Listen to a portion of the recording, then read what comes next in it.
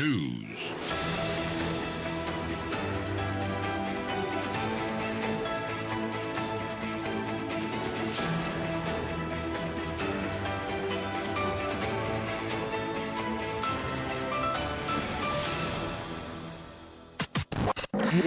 It's official. DLFM 106.9. Yamamo akwaba. Afrika siebono enchiremu eni. Yansha kasabona sem. Na yemfam free fifi mantenim. Na raho sama abato die kasebo pronso ewiai echiremu am. VIP basam. Registration number. Eye AC 2002-19. Eswa passengers edi fritakwa damai edi ba kaneshi ekabopure mantemu na obedru winipa ana afi poten ententen so eno no gomua east mensinim afimfi mantemu no akwafotochi amwa akwakoto de ahye wodemo so etimi agewanom ensem sika mobile phones ahodo ana afi so box ka ho a ensemi arahuye pam no danse ne hu de sienya echirem sem ede na bus no esu passengers Babro adionum edi fritakwa damai edi baka neshi ewaka premantemu na mra bas no ebedu apam junction pote wano mope ana passenger baako eka hyenkani ne sem ne baba akutika ne ma ofiye pa ne senti ehu behia pasa bas no ebeti mejanse be beboa na de ba no watimi esi na waye ne ho yim na hyenkani no echirem sem emra ma meni si yepe bas na eba no na wanom edoso pa nanso enam se ogina kwan mu nti ama basa ahodo nom na nyina da etimi de anim kan a wonu nyina da etimi eko eja nom na mra de kasebo ene hyenkani a no etwi eye VIP basa no ne den ade Emmanuel ata twetwen komanda wo kirem sem eyade ne ahomachi am ema na sema be ya duasa abo no miensa ho pepepe ewe ne eye kotonima abosime ne da etoso ngwotwe emfimpim mienu ne edenu nomu no ka ne nam saa aba bedu eye winipa ane poten tenten so anu mam no kirem se ohun se na bibi abebo de kanum se ka onima de kurasie we adan meka na metemu no TV na bomu na aho eja tomu na se den odwene ho ntia ase ni sende wono maden e ma de ka no light no obie ne hein ehwe nanim a ye na tenten so be 50 meters away ohwe ya Toyota fish car ibi ene so anu mam a passengers na comfortable amwa asa wono nyina da laya wanom ejo mu nsam sika na omaja pade a na rahuye pa na ne kasa na o kirem sem akromfo na mo hye eya soja fontade a kwasibo ne beka ne se eya soja eye camouflage eya ntade ayi pim na akromfo ne ya maako ensia na mu maako miensa de etu okwakura wa ma no nya sem kuma ene knife ahodo a ye awudi aba mu tirim na o kirem sem maako miensa so de na wanom edi jeze na passenger fo na che ajeju mu nsam sika se sabe obi atotro mate Agyei Sikapa edia free a passengers for enchain na mesa ata kirem sem ekwan a Ghana for fa so edi free kanehia ukoduru eye jese ne patin ne potem no makwantempo no contractor eye ne foforo enti ekwan otutu nyina da se ne koma kwan na akwa sakola kose na o kirem sem speed ramps ahodo a contractor na ye no enya sem kumanti oya na adwen se nko bedwane na nka ja pa bi de ne ka na fa nanso enam pempima hodo a ewo kwan so nti wantimi enwane wakasa kirem sem enam senti wakacha passenger fo nyom so momaden ya no mo na mo se fisedi ado ne de dwane na je okwanka evisa akwanfotetu amwa na wonom ebetata yen okasa pe na passenger fo di mirika esi form edwane ye ebinim so do mo phones ono ma eja pade bi sika ne ade hyehye eye ka ne seat na se am o kirem sa akwanfo momaden ebegbowura ka nim etimi sa passenger fo ne lie ebru bi tietia bi so ma mekese na me ba kumpo a mekese no ono oye na adwen se kesika npo onpema konfo ne nye no ye omudu to pempem na no ase na no pasa moja nwinu no enya sem kuma o kirem sem o post ne baako na otika nim na nso no nkita akode no nsha post foto na no bebia na otundu kwanti ono nso akwamfotecho ma hunu mabo ebo no prepre na chika na chimpra aw asemi arahoye pam na mpanifo se sabe sanwemo hwe eda na se ne wura no na de okwa aten de obaso aten shonkania na otwi VIP bus na ne den Emmanuel ata aba homa no so de kwa ne chen nkodi nkomo ne yembisa ne se de potepa ene si ye mesata. Hello. Good afternoon. Good afternoon, sir. Na mpom design. Yame Adwoa ya ho ye. I'm sorry. Twidi ampa Yakopon adom ye ho ade party say ebo. Na mesata. Asamoasie yi ahamachi fa na mufre na mo kwa hen. Na de papote ene si ye e wakwam. Ayo, bikie wetie fo nyina awie. If friends and da man takwa da man na if you are back the passages for I feel a however. Na ya na ma ebe bedu yetra otreko eba poten finfin ho a. Na ma na yete say bibi abbo card ma pampan. Le de ye hu adeko nti me hwehwe me ho say bia o TV na ebo card mu kwa na say apan e to fo ba na say. Iti ehwa na meto highlife ehwe main road no so na kesa mo robo robbers na abakwan so mo rob man ko 40 efom. Seconds na omo shoot me car no front glass na bi me so no omo shoot. Nti muna na me catch passengers for say robbers na omo abakwan so na ja. And they do on the obia airport no kwa agi. Nti obia de ti wewura bia say odi wewura. Ndomba to share so mo bro da mo bro mo so mo jiska wo mo no mo ji ansa o mo ji ayema e ti ekire kwa ansa police force baba mba na mu nyina o ma dembe de ma yewie e mo omoko ndi se obisa ya de o Mesata ma mbisa wo a passengers for dodo sen na wonom ewo bus nim me passengers ekita me ka na mo ye 50 edionum na emra akronfo no eto hye mo bus ne so no obi de sekan eka passengers ne bi anase bi tumi praye wo mra na omjeje eye musika ene mo fonso wo bus ne mu no am de tio na be ginja ya so for sika bra nje de usika wo ho de ene omoje koy ena wa so phone kita da time de wanhu time e bia wantumi amfa hye bia na santo antwene car mu de ana so omoje koy na de wa so ye de amoji ska wa so ye de no so mutumi bro e proud for so omoji ska na ko enti wudu wani kadia nipa dodo ba ye sen ena wonu mu praye e wo basabasa ye si ahomachi mu okay this year ne omo no mo robo mo e ni me de man kwan ko hwe omo a e bi omo proud but me car no me de nkofo mienu. Okay. Ina to be proud. Ti say ani pa na mo praye na omo wa hin sesei. Na mo ba ya na mo tia so koy. Enti omo san fo bus ne de omo nyina ba akra. Bacha, de omo nyina ba. Na unkomodie mu no wo hwa kwantempo na mo nam so na. Ekwan no eso te say fisa unkomo mu kire mu a. Na yade a contractor no etimi di pampim anase speed ramps ahodo. Asisi kwan so nti eba se na opese odwane nanso wanya ba bia mfa dansa obedum ka na engine no bibi sa siye ekwan de contractor no yedman de rams e gu kwan so bebre e drivers na ha ya pa ha ya pa e gu so bebre nti enye se bia mo ebroke kwan no eye normal ayi na mo aye wo kwan so na mo de stop here robbery. Because minim kwano so pa enim say positive the whole Ghana has say up baby a positive tagina pa yakra ene takrade winiba kwansi na positive tawo pam na minim de ntia a positive kwanso na hamachi agrofonya kukudo ebenya ne sa okasa mu kirem sem wo hwa sa speed ramp ahodo a kwano so no ka ho bi ena ma mantimi amfa bus ne kura nwane akrofo eto hya muso yi. Bacha no kan pa animu je ndi akotene mpa bebe enti wei ede hu abahyenkafo a moye adwuma efa nkran ene takwade kwan so ana papa oh ya hu papa we de monkafra na aposi fo tumbe pie mu honom mo ba na je se de mba de mo ma ye wie mo omoko na sankofo ni nyina dwane komant mi anti bia oh number here me yeso ye mo vui free we de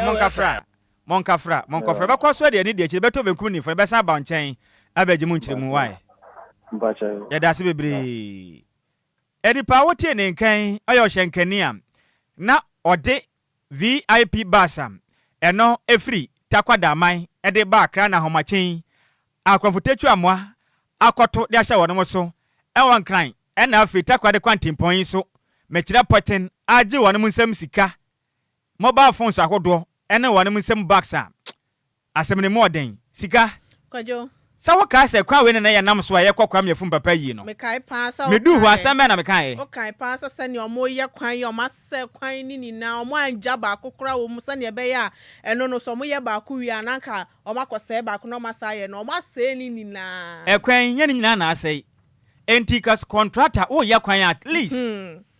at least ya baby na je baby tu ho kwan mo tutu ni nyina basa benti bebia post fo be gina boban no o ma say ho nyina nti post ni ntumi nyina sam pempen so no mo so okoje ban eni o na me mo wie nso a sa pempim na o ma ye na asekere ne ye de ahia because kwan no ma say ne ka sisu kura ntumi nko enti adenti na ma san ye sa speed rams bebre sa wa kwan no so driver e kire mu say nko betumi kura de bus na dwane nanso pempim ne ye bebre wa kwan no so yen fa na obefa nti de obetumi an so obetum ja na krofo na wia wo no kwan de na ni di kwan na chi Kwadwo say ha dream because ade amaye ye wo kwan enye say school bi wo hono ma school nkola krampo na mo no akasa wo ye because of school nkola no ana me say na me dwen sa kramfo mu wia eye passengers no wo kwan me ka so magya ikura o say o magya say na me ka say ne de wan say ye ti bi a check akra mo gusu adwuma mo gusu it na me dwen say ne de enkomo yi omo ni na free kwan ne so e de ko ba bi fo na me nim say won ma hu say kwan no penifo e de ma contractor wo ye kwan no na say de wa ye kwan no wo ho no Oma hunu se ka edu ho a entimi nwane en pe driver ne ka se mu kire mu se no bi titru pa na de di mu akotena e ma mo san ka driver ko kwan no me nu mienu nyina kofa so ehun se de kwan so te enti ya besre contractor ne sa speed run be na wa no onyi bi mfiri kwan no so na airtime ana no amia me call ye friend say takra de ameba the same thing edu ba bi mpokan na we bedu ba bi no ma speed run so mo si kwan no nya ba bi kura mfa bio e de na ye wo krom ha yi ena timi ya contribute mene ya wia nipa a omunye boni bi ada sika Ghana na di akira menu mienu ti be pa ye de bia yenko yanim Yantoa kase bone so na deputy finance minister Thomas Nyanko apem edin sama betudwa wa bro ni Dr. Zenia Nishta on chief executive officer the Global Alliance for vaccine and immunization kasa no din sama tudwa na ochirema ebedu mfimpim mienu ni aduasa ne de na cheso manga na yankasa no yetimi produce vaccine sanse ombesi hub nkran remind them ho no betimi aboa na omo so etimi produce vaccine de amawom eno so beboa sa ne ya omo ntimi enkra vaccine enfri man foforo so na san so na ma nnuma bebre etimi abu man ni na mabunu ne so man mafa na ani na no etimi enya adwuma ye na bra kasabio no di tudwa na oche se ya ban bomodin ase eba healthcare system ni ma obetimi aboa na esie sika omusa ni bebre national health insurance scheme ne so no obetimi fi onum se ne de omo de 30 billion Ghana cedis aba beto on me no beboa healthcare services nim man nim afana ni na nti se de help no mo si no de omo dwi hu ye pa esan se gavi fo eba beboa se ne be omo so no help no betimi asi na vaccine on person mu produce no bibia etimi akoso ye de amawom eno achi ana minister of health Mr. Kwabena Minta Akando enso adi tudwa na oche se ya de agavifo no on person mu ni omunya adwuma nche se ne be ye adwuma na omo so de esi omani so no betimi abem. Players, pharmaceutical players and manufacturers have also positioned themselves well to take advantage of our transitional period, i.e. positioning themselves in such a way that they can manufacture some of these vaccines locally. And it is the expectation of this government to position Ghana as a pharmaceutical hub within the sub-region. So I know and believe that with the introduction of the National Vaccine Institute, that is going to play a key role in the local manufacturing of the vaccines together with the FDA, Food and Drugs Authority. And so by the end of 2030, we may be looking for not less than $51 million as the cost of the vaccines will be consuming when we fully transition from Gavi. And so I am happy DLFM. that we have companies like the Atlantic Life Sciences and DEK, and I expect others to also come on board so that together we can serve our country and the sub-region. Eniya uti ye Minister of Health, Mr. Kwabena Minta Akando Enwachi ana ye Dr. Nista enso de nsem say edituja. Well, first of all, I want to thank His Excellency, the Minister of Health, for his very warm welcome. He has really set a new standard in hospitality. We were received by His Excellency, the President, who showed a very unique commitment to health. I really want to thank him. Upon coming to office, he raised the contribution to health by 13%, uncapped the insurance ceiling, lent his own name to a new health plan, and articulated health as one of his 3 priorities. This is truly an amazing achievement. Immediately upon coming into office, it shows where your government is headed with respect to your commitment to health. Eniya Utiye Dr. Zenia Nista, Chief Executive Officer Edema Global Alliance for Vaccine and Immunization. Yan to Cassia Bonsley and Yaramum, Ewa Ghana Mampene, John Dramani, Mahama Kachi, Lendra, Ghana ha, Nanyasim Kuma, Krayim Eyehuja, Ninyanisem, Ghana Mampene, John Dramani Mahama, Esaye, so Mampenino, na wenya abosome makon oha ene adunum krasi boni baka ne se 120 days ne santi ode botaye bi esine no sesem so obetena maga na banwan so am ne nefua makon oha adunum ne dinanim no obeye denma bi e magana ye hu se Ghana ma no ekonanim a ebeye Ghana foforo na Ghana yawo no foforo kura sese bi kristoni na wabo asu na Ghana mampani chirim se ndada okohuri gina simpie na paso akase do chirim sem Adia ba ko ba ye ode to Ghana fo akoma so oba edikan adisuafo am wanom beko siapon mu a edikan mekire first year student ombeko tertiary institutions ahoto no atadwufo wa mobate na senti Ghana mampeni endra kasem de na disem adisuafo mako 150,000 wanom nyina ye first year student a make say no Ghana mampeni kiremu a wanom ho ka atadwufo wa abusuafo na tedenne omuntu aka previsa bano ebetimetua edema wadamo kram Ghana mampani kiremu a sana mototoi ebetumi abo watwa sika botene beye 452,940,012 Ghana cedis eba beboa emezika wei eba betua ede ma first year student a wanom ababekosua pon akwanye tete babo adwuma abesom Ghana magana mai yenya wanom so emfaso Ghana mampani kasemu ana wo kirem sem saska we no eyade a eda honom a ehumi sei twe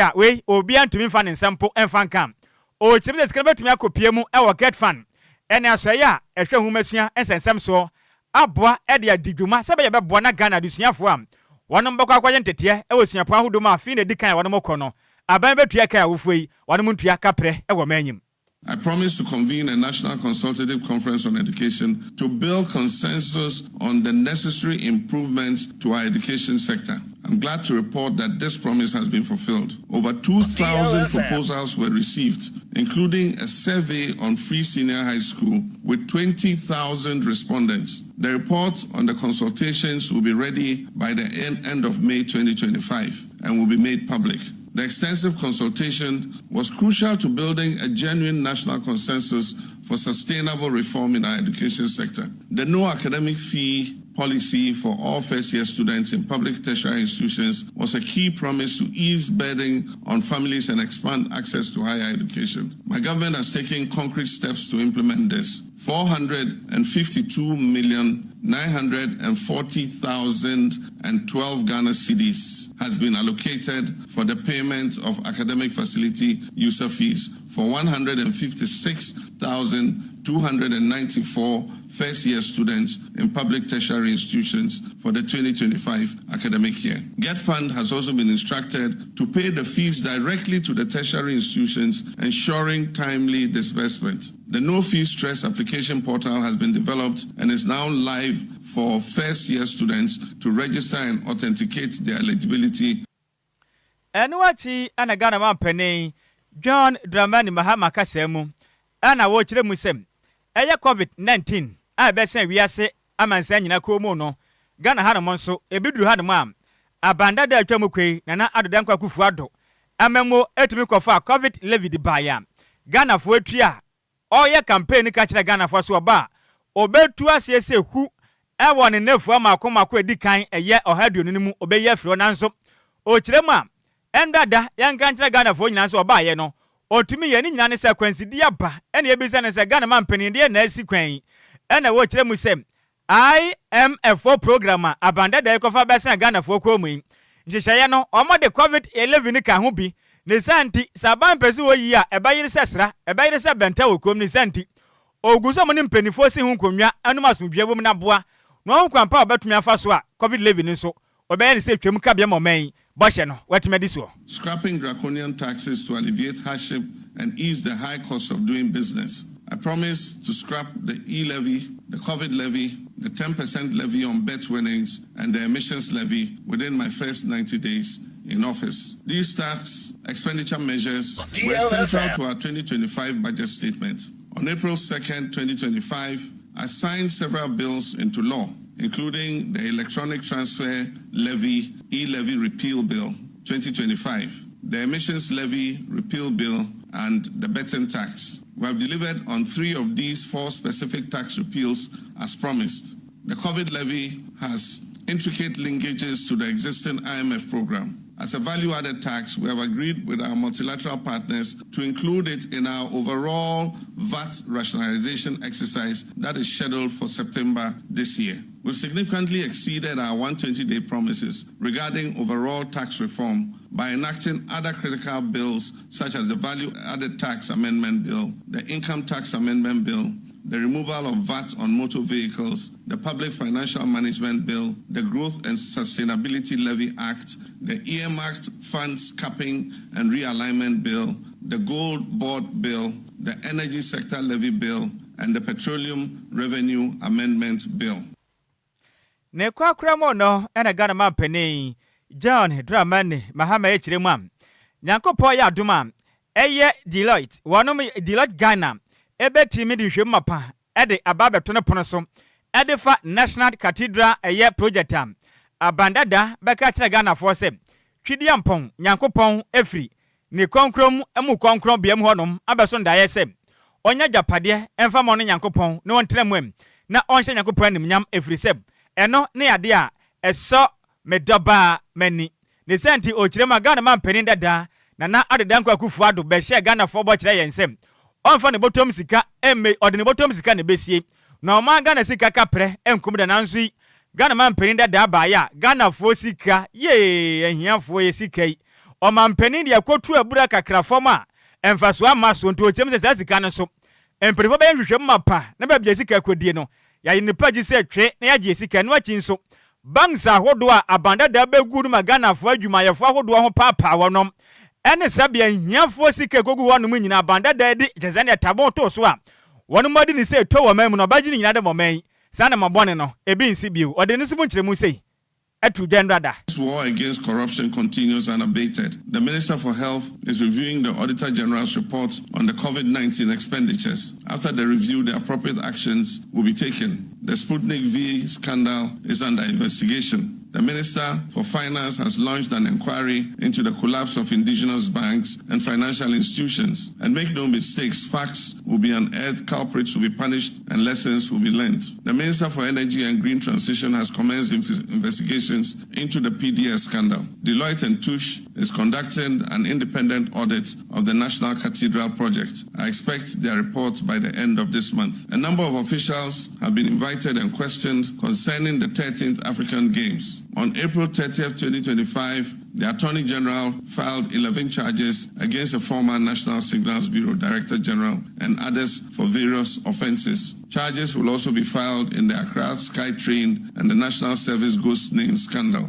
The Office of the Presidential Advisor on Corruption will continue to receive complaints and reports regarding graft for onward transmission to the Attorney General, building on the success of the oral mechanism, which received over 2,000 complaints in just a few weeks. As promised, my commitment to fighting corruption is not limited to recovering loot from past appointees. We will also ensure that our own appointees serve Ghanaians responsibly and are held to the highest standards of accountability. Any awoti ye Ghana mampeni John Dramani Mahama. Yantua kasia bone so na watwe mu no mampani John Dramani Mahama ebelanche e code of conduct no efa suban pa e wose aban adwuma yefo mpanifo no etimi eyi nedi e wadwumam no mudi emra so na we no di tu dwa no kire ma ubegye akyade bi kra de afiri obi ho no ma e wose eye 20k ansa no watimi aginemom enje mbro we na ya former auditor general Daniel Yao dem level ede nsema betu dwa na ochem se there be 20,000 Ghana cedis se achade de edoso dodo mampani esan se adenti na wo your aban panifo na wo ye adwuma na obi chawade e wo se o ma 20,000 Ghana cedis anya kraje 100 cedis bia na 50 cedis bia na de atoye time ago phone so na de adi adwuma na 20,000 Ghana cedis na se mu ye nipa 5 na so okọ wani mo 20,000 de mampani edoso dodo. We seem to like gift too much. In fact, when you are employed into a public office, you are remunerated. So you are supposed to live with your salary, not gifts. So creating these windows and putting amount of 20,000, I think is a no-no, as my brother has said. I worked at the World Bank. Our threshold was $50, 50, not 100. I don't know whether it has been revised now, but when I was there, any gift above $50, you are not supposed to keep it. You surrender it. You keep only below the $50. So I think it is a no-no. And I must also say quickly that I looked at the document. It is good. There are some areas that add some value. I wished they use those value additions, add them to the code of conduct bill that has been prepared, and then pass it into law so that it is not something which is going to guide public office holders only during Mahama administration. But there's a small thing I want to draw attention to. If you go to page 30 of the code, they talk about jewelries, a minimum of 5 million. It's a lot. Hey, I don't know even if the housing which some of us stay is even up to 5 million. So ene ya uti ye former auditor general Daniel Yao dem level. Yantu akasia bwa no so na yemfa won konko piemum e wateye mensin no emum. Na kopiemu e wateye matam ni mu am. Enkra bato di akasia bopono so ekire mu am. Ohene papo a ono ene da jakwa krono anom ne den ede nana adakwa yadoma otoso emienu nana akwakura modupon atutu okuro no mu am adehia wonom ewo wasa jakwa enempatam nyinada awreho ene adwadwo na wonum edi okuro no mu am eha adwenye pam no hene papo no ene da wasa abrehye ne den ade nana frempom ono kura yenso ena ejinamu edema committee am empenifo apawo so mamoden enhwe nana adakwa yadama tosu mienu na ye ni hihye ne so ede nsam atudwa se yanka nkyere Ghana de hye nyina nsam eye no egusa bibia konka ne kama pa endodo mamoden ehye asesem wanom ekwakofa nana emu ababadeda ne kama na nkopo ya adoma ne ebeto aso na de kye efiada ebekọ nanim saa kopem dwada edi animin na naka se ekirem sem edum pempenso sei na nanom etnase so mba be ye yi a na dodo na kasa na ne aye huhu se sabi dadi Lumba nyom aye huhu na hoye kwaso na ekirem a eye na eba no eho be ye din wo metnase afa mara kwanso ai na ye kama pa me kase ne kobra ne ba kumponya de ne trimimpo ebetimi atofom na nafrempon se yenka ncha Ghana de hye nyina asem eye ya bai eye kwagya nti wanum be hia de hye am wanom ewo wasa ennem potem na tankunya be ye ne bia wo mu nyina meteche na ne den ade adakwa yadama otosime na yi no bibia nkonka ne na hoto emra kroduanim osunya ye ewura nana lekura okoye mudumadi echene no ye ahomboboa aye buso a ye aye chese ewura kwakura no ene ne bekwakofa no enaba ebi akwakofa ba so kwan ne wale pa na eni abaye ama bibi atima ye de aye din da maye ti ehia dom ehia emboa eyie ohe de otwase a bibi aye edom ti ehia dom Ghana man omoboa ye yefanye ewura adakwa yadom ekura okon ye boaboa ye ho ene ne yetoto no mabri chese ewura kwakura mpa to ke bia mija kwa dum se mija kura etu ne yakwakofa na kura ye dai ednaba na nyamboa ekin yawo eso ye de no aba na yabe pa no ho na asie na da efiada ena mefi se ebia esia efida na edin beto empam na edikropo ni nyina ewura nana ataba otoso mienu osi anema ene yebeye na nadakwa ayiem yenya ba be jam no ne ya ba be chia no na efiri memenda no so eye yewura tetete ko amasachi enso aba no aba be hwe ne dehia no woye ono no ye no edema yewura wasama mfi nyina te dwumadi ne ebedi no enye dwumadi a eda fonkura ndi hiamoa ehia dom so mba be gyan yachi no maboaye na yewura dakwa onye ne ba bi ko na ekura no okọ ya tima hwe na tima to bibia ma bia ye de akoso enu achi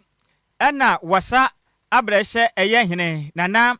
frempon kasemu ana wo kire musem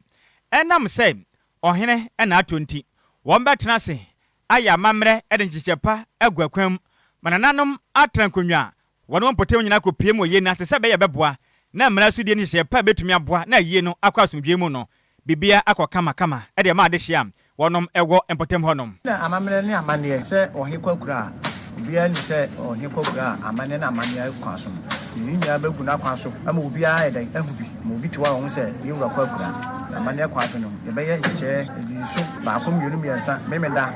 evida ye beye memeda ye beye oside ye beye na evida so kra bo a ye wie kra no so ye beye amane ama mo obia so mo se yewura kwakura mo no ena na frempon sei yanka ntra Ghana de hye nyina da wonom efrim potem honom am na yi wonom baba bia ni sem wonim sese ohene wu a dodo na kasa o we de wahwe a abrafo besode wonom betwatire ye bekunkum nipa honom be ye ho ye saa o kiremu am ne kuranim na adakwa ya domaye enkwa sa da nti Ghana de hye nyina momoden se mo betuma beboa ono pasa basa anasa mansotwe ne nipa kunkum die ebi nsi da tensima wo amote de fa na adakwa ya domato menu aye ne ho nya no kura da ntimomra na asomdwe bede hene na aye no akwa wieye asomdwem apompon metoso miensa ewo jafa me dikuru o wasabisha bibia ya nhyehyeye oba obesi biso se wo ye hoho na wo ba obesi obiso ansa ne wantumi abaye na ase enye gidigidi bia ene ye hu bia bi me kaka se na namo bibisa asia na akoye se bonisem ye tisantisa ndi esra wo obi amla enye boni bia nim munya amla na mboboa ni yadom yentimi fa ewura adakwa yadom na kura wo kono yentimi kofa ne mafi na yentimi enka na chi kura eni awoti ye okopiemom awa wasa abrasha ono ena ye wonom ehenim ono kware nso ena oka committee am wonom apaw so omontena se na omonhwe nana adakwa yadoma otosimenu a ono okopiemu awa wasa eye jakwa ono nana ye wonom ehenam ono kware nso no ya dontehene ede ma wasa amamfi nana matrenkunye wanya ne ba bi kro no momwa na yie no bibia nkonka ne ewa asomdwemu nene ena wotiwe kase bono ye gina we so ne yakenka madwenche ni bi ne yabunu kom se pon na yasode enkonwa esom na we every asante imano o kire mi say good afternoon dear news ohwe live edi free ehimfa odi free akra okay yatepam edi free akra medical center o se piao onso piao master planner junior kentampo o kire mi say Ghana man peneni 120 days ne de dada na wo hoboto ne fan kura fan him bosha wo do be kan ni nyinada wantimi anya hwe yate yada se kofi parliament no kire yen se Ghana de sa o enoma omutakra se ena mutubo mu ntikure de dada na Mr. Piaga kire se Ghana man peneni 24 economy ne de o nka ho hwe ndura so ko ye yante hwe no man peneni wo ye den meda se wi Ghana ni ka se bo no ye de asi emusemufo no eye maize mebel entwim bema tentene gamon wini a ho fa dwanom Kofi Taylor the Nations MC e de ekopie mom e Facebook YouTube and TikTok no esomanya bi ehwe yam akenkan fon so ya hwene sia esentamum eye mienu pe e di amaje so takrade kodwokrom twabe wode hye konkron Nhyiraba Kwadwo Sammy bi mahoteden ene ehunsuo mpene meni ahofedua Adwoa Agyei Sikapa ada na usidi mahotedin na hawana kobi asamoasi Ghana oma mawia wo mo no yankopon hu mo bopa no hye mo na mu ha adwen mahotedin ha ehunso mponi no wonti ase o obeti ase mresem eme no kwa hwan na eba na Adwoa Silky Achire muhima, efifi muhima, radio mu ya santua, enkacha hima, nam de Michael Jackson atwa ne so. Sibale di beka se den. Papa no. Just ade ne sia de wonim wo so pa o. Papa no. And yes also na eba on. One hwan na eba. One sexy journalist, ene Kwame Afum. Te ene da ben. Ene ye Yawada compound. It says here de me wo fa asi, asi wo hunu krom pa o. Oh wow. Sanoma, ochedua sa wo ye den. Kwadwo. Hey, ogumanimasi o. Ghana for ye demasi. Ima mu nyina monitia adehye. Midimafo, pokwase Nhyiraba Accra. Midimafo